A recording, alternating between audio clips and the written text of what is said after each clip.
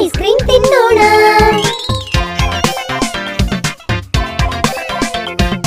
ಮನೆಯಲ್ಲಿ ತುಂಬಾ ಕೆಲ್ಸ ಇದೆ, ಅದು ಮುಗಿದ್ರೆ ತಾನೇ ಐಸ್ ಕ್ರೀಮ್ ತಿನ್ನಕ್ಕಾಗೋದು. ಅಜ್ಜಿ, ನಾವ್ ಮಾಡ್ತೀವಿ.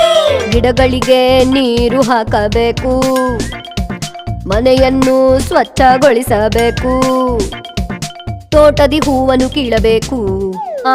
ಅದಕ್ಕೂ ಮೊದಲು ನನ್ ಕನ್ನಡಕ ಹುಡುಕ್ಬೇಕು.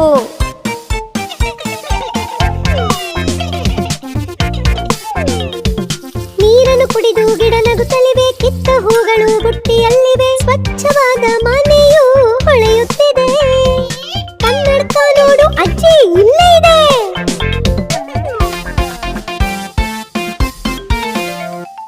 ಎಲ್ಲ ಕೆಲಸ ಮುಗಿಸಿದೆವು, ಹೇಳಿದನೆಲ್ಲ ಮಾಡಿದೆವು. ನಮ್ಮ ಜೊತೆ ನೀನು ಬರಬೇಕು, ಕುಲ್ಫಿ ಐಸ್